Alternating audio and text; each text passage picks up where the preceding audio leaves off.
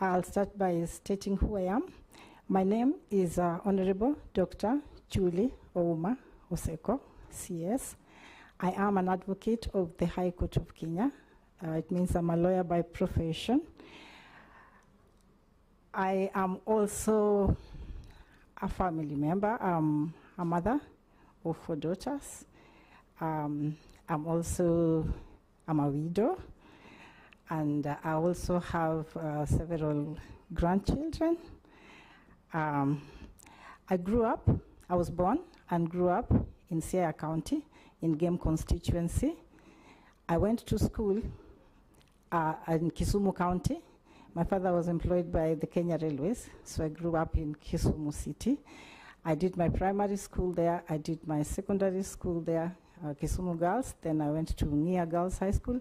Then I went to Luak Girls High School. After that, I came to Nairobi, to the University of Nairobi, where I did my Bachelor's of Laws, which I passed with honors. And in my Bachelor's of Laws, in my second year of study, I studied land law and also the law of trusts. I also did my master's degree at the University of Nairobi. I specialized in the area of public international law, from when I went to the UK, the United Kingdom, where I did my PhD in the University of Leicester. My PhD was in the area of constitutional law, with specific reference to rule of law, separation of powers, and judicial independence. That is what I studied. I went to the Kenya School of Law, where I did my diploma in law, and that is the reason why I'm a practicing advocate. Apart from that, before I go to my work experience, I would like to share with you my professional affiliations. So I'm a member of the Law Society of Kenya. I'm also a certified secretary, and therefore that's why I have the name CS to it. So I'm a governance expert. I'm also a counsel listed in the International Criminal Court in The Hague. That means, honorable members, that I have the authority and capacity to practice law before that court, either representing victims or representing accused persons. I'll come to my work experience. My work experience, I have worked my entire life. I joined the judiciary in 1989. I have had my entire work, most of my work experience in the judiciary as a judicial officer.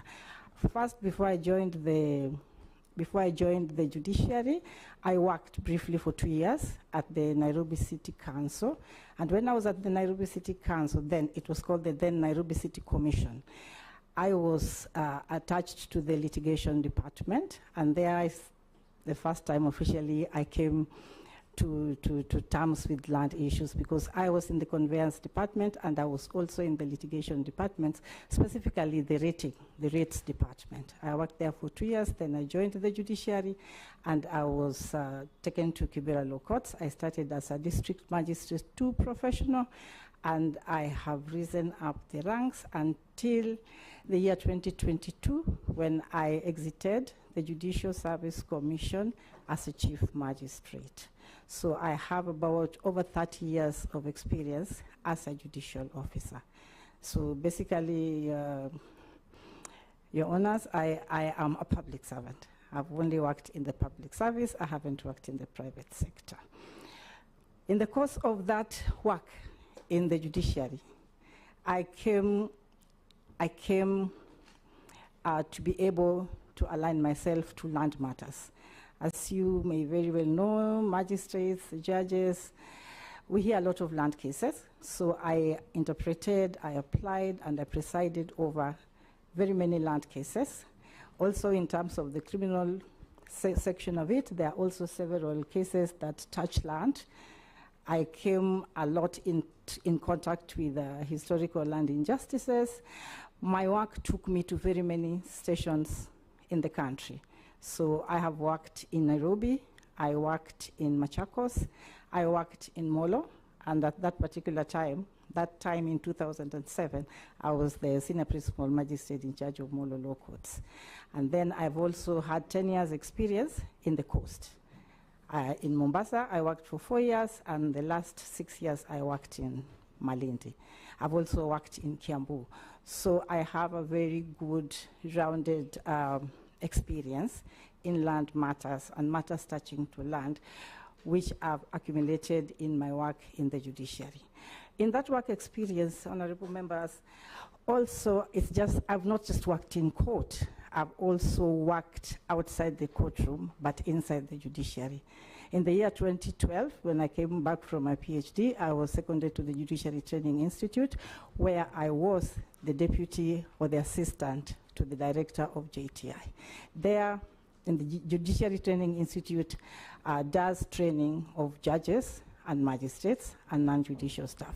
And in that space, I got the opportunity to engage with certain policies. We were developing policies, we were training judges and magistrates, we were coming up with practical bench books for operation by the magistrates.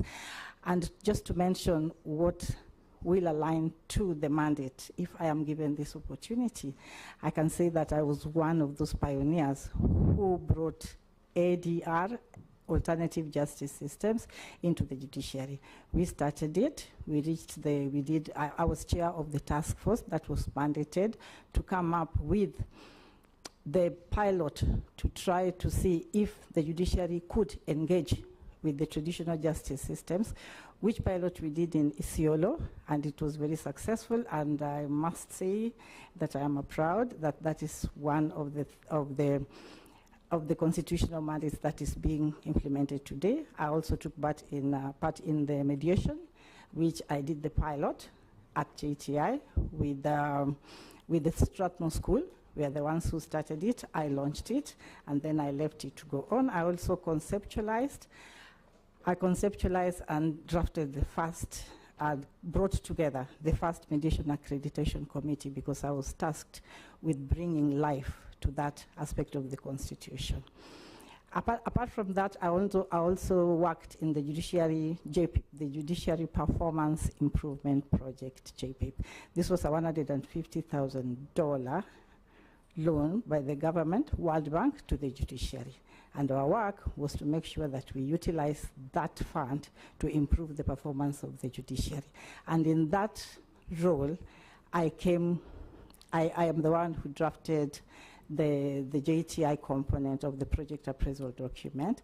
Then I was taken to when the project was launched and it started, I was taken to the JPIP headquarters to be able to assist the implementing units to absorb those funds. So it's a lot, but I just want to go within my 10 minutes. So I also worked in the CRJ's office. There I supported policy documents and the work of the CRJ. I also am a mentor. In the course of my work, I have mentored young girls and lawyers and girls in general. I do quite some community work. I believe if you see my CV, they are all outlined there. I will not say all of them, but I'm very passionate about women. I'm very passionate about gender justice, and I'm also very innovative.